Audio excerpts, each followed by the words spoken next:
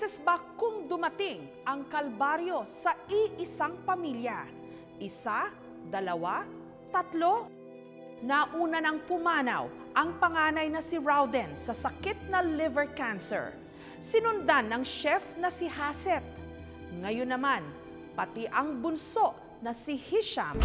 Bangungot para sa sino mang magulang ang mamatayan ng anak. Dahil ang nakagawian, ang anak ang dapat maglibing sa magulang.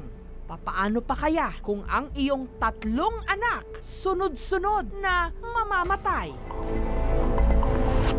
Ito ang kapalaran ni Lorelie. Taong 2014 nung namatay ang kanyang panganay na si Rowden sa stage 4 liver cancer. Nag-viral noon ang video ni Rowden, pati na ang kanyang kwento kung paanong habang nasa bingit ng kamatayan, pinakasalan pa rin nito ang kanyang kasintahang si Lizelle.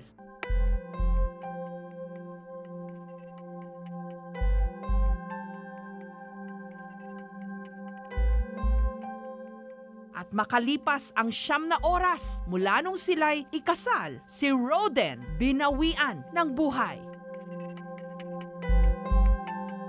Si Rowden ay kapatid ng celebrity chef na si Chef Haset Go. Ilang beses na namin siyang naitampok dito sa ating programa. Ito po si Chef Haset. Hello po.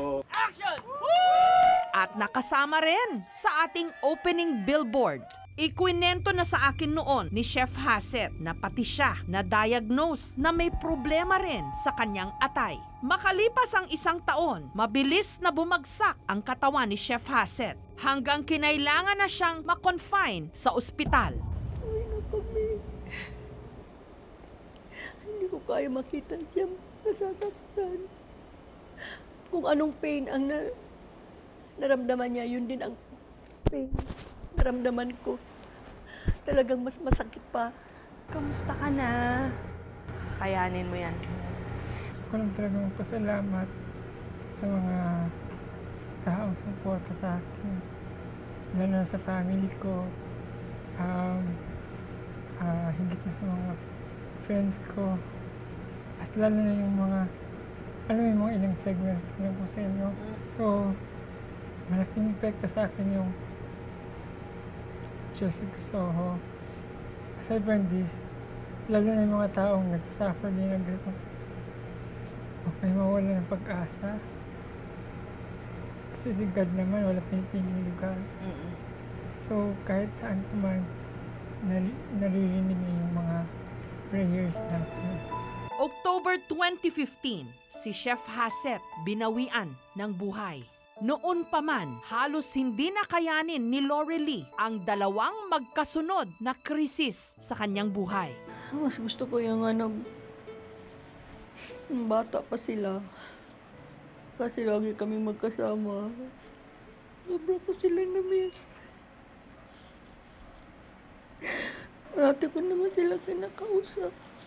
Yung parang nandyan lang sila.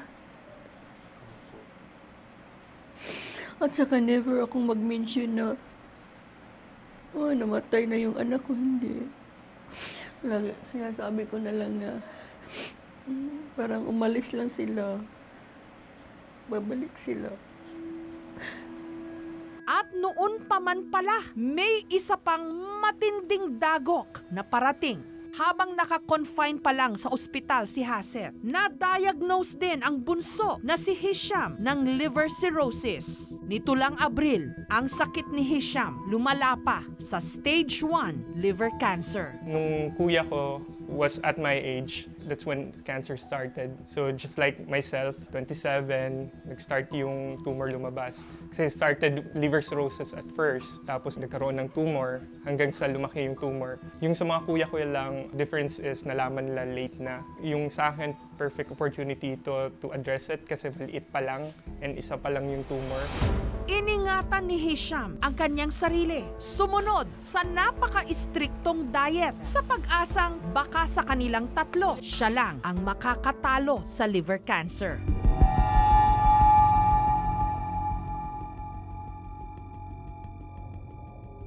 Kung ang isang sakit ay nanggaling sa isang side, no, sa tatay o sa nanay, nagra-run yun doon sa kalahati kasi ng genes natin, nando sa nanay, kalahati nasa tatay. Either sa kanila meron nun. Combination ng dalawang genes yun from nanay at tatay.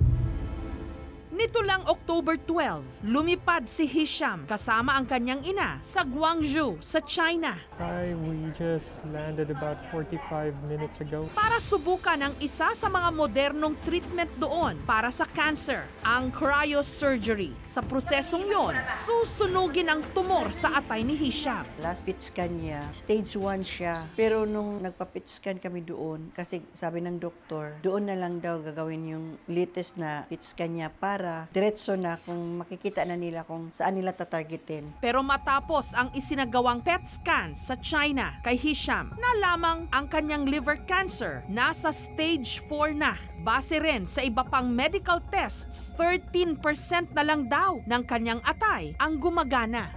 We praise you, we glorify you, God. Thank you, Lord, for this wonderful day.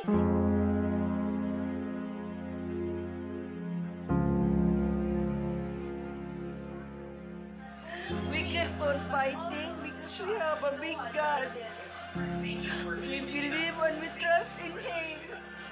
Sa pagkaintindi ko, parang i-give up na nila si Hisham dahil yung function ng liver hindi maganda. Hindi niya makayanan yung surgery. Pero sinabi niya na bigyan mo pa ako ng 1 week. After that week, sinabi pa rin na baka hindi pa rin makayanan.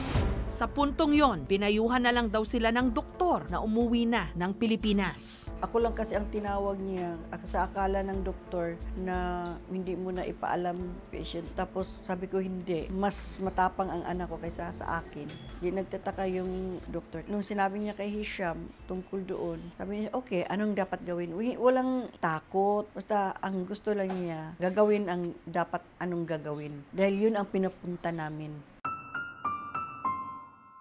Hanggang nito lang November 1, bumalik na ng Pilipinas ang mag-ina. At sa halip na ipa-confine muli sa ospital si Hisham, nagdesisyon siyang sa bahay na lang ipagpatuloy ang kanyang medikasyon. Nitong November 11, nabisita pa ng aming team si Hisham. Hirap na siya noong magsalita. Kailangan ko na lang umuwi kasi right now 13% na lang daw talaga. Tinanong ko si Doc kung okay lang ba na magpalipat. Sabi niya, yung best action na lang talaga is umuwi ako. I should just get some opinions here in the Philippines. Okay ka na, baby? Hindi ako napapagod sa pag-alaga sa kanila. Yun din ang tinatanong ni Hisham sa akin. Sabi niya sa akin, Ma, sorry. Sorry, napapagod ka na ba? Sabi ko, hindi. Hindi ako mapagod. Basta kayo lumaban ka lang.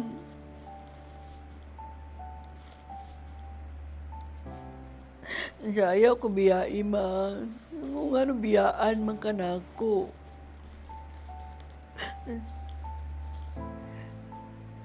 Baka na magsawa ako. Sabi ko, hindi ako magsasawa. Ang kwarto ni Lori Lee ang nagsilbing hospital room ni Hisham. Kumuha rin sila ng private nurse. Ang lagi ko lang talagang sinasabi na, si Hisham, ibigay na lang sa akin. Hindi ko maisip kung ano ako, kung wala si Hisham. Paano ako? Makakayanan ko ba?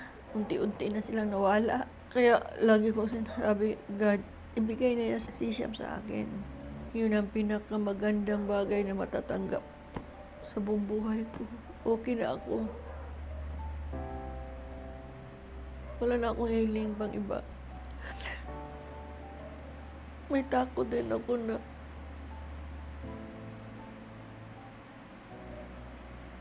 takot ako mawala si Hisham.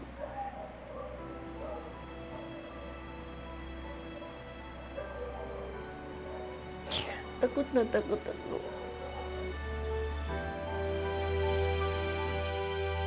Hirap na noon si Hisham sa paghinga, kaya naka-oxygen na. Namamanas na rin ang kanyang mga binti at paa. Halos hindi na makatayo. Gayunpaman, buong tapang pa rin siyang lumalaban. Lalaban po talaga ako. Lagi kong pinagdadasal. Like kung sinasabihan si mama na dasal lang kami ng dasal. Kasi hindi ko naniniwala na this is the end for us. Alam ko na mag-birthday na ako. Mag-birthday na si mama. Pero this is not the end. I can feel that. Kasi ang birthday ni Hisham, January 2. Sabi niya, mag-celebrate pa tayo, ma. Sabi.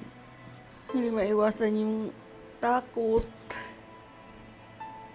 Tuwing nakikita ko siya ganyan, habang hinahaplos ko yung mga katawan niya, kung saan yung masakit sa katawan niya.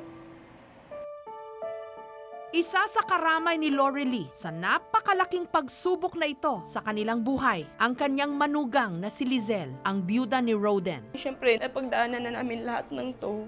Sana naman sa time na to, yung papakita lang ni God yung miracles niya na this time hindi na mangyayari yung nangyari sa dalawang kapatid niya. Kasi napakahirap. Nitong Martes ng gabi, nag-post sa Facebook si Lorelie, humihingi ng dasal dahil kinailangan daw muli nilang itakbo sa ospital si Hisham. Ilang oras lang ang lumipas nang tuluyan siyang na maalam. Miss ko yung everyday gigising. Tabi ko siya, tapos bati lang siya, ganun. Tapos kain kami ng sabay dito sa kitchen, ganun. Nasamahan niya ako lagi lumabas. Pag may mga events, lagi niya ako sinusunto. Miss ko yung sabay kami mag-worship kay God. Tsaka yung mga plans nga namin na mag-travel. Tuwa ako kasi akala ko tuloy-tuloy na. Tapos magiging okay siya. Na-miss ko. Normal na kasama siya lagi sa buhay ko.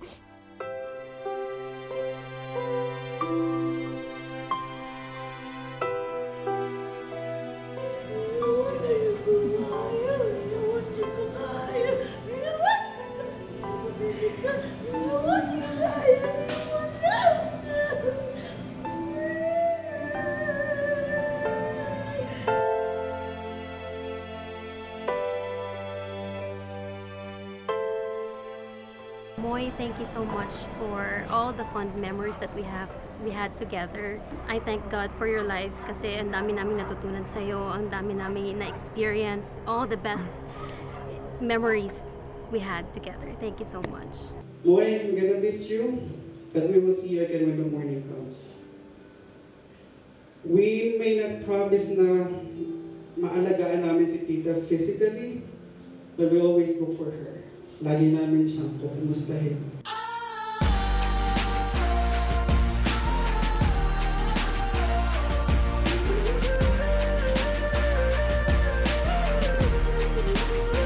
Isa siyang avid fan ko at ng Rain or Shine, yung team na pinaglaruan ko sa PBA. Bumisita rin siya sa practice namin dati. Ayun, doon ko siya nakilala. Gusto ko makiramay sa pamilya ni Hisham, actually yung mommy niya, kasi siya na lang talaga yung natitira. Isa nga lang, di ba, kung gaano kasakit na. Paano pa kung tatlong anak mo ang ililibing mo, di ba? Napakahirap, napakasakit. I love you very much, God. Kahapon lang, inilipad ang mga labi ni Hisham pauwi sa kanilang bayan sa Oroquieta sa Misamis Occidental, kung saan siya ihihimlay katabi ng puntod ng kanyang mga kuya na sina Roden at Haset.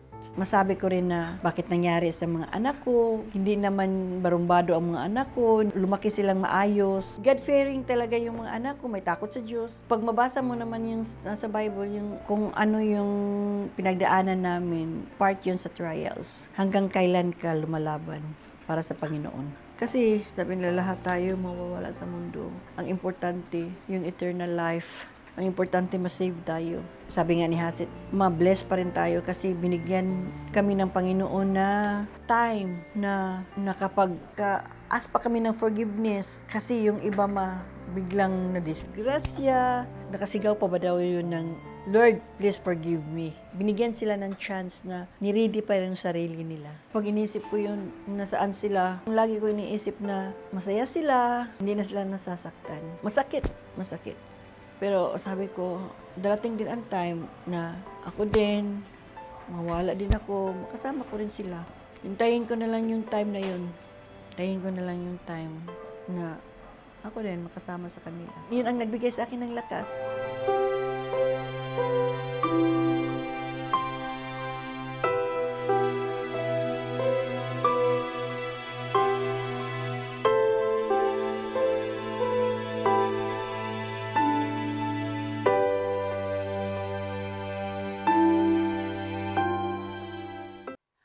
Thank you for watching, mga kapuso. Kung nagustuhan niyo po ang videong ito, subscribe na sa GMA Public Affairs YouTube channel.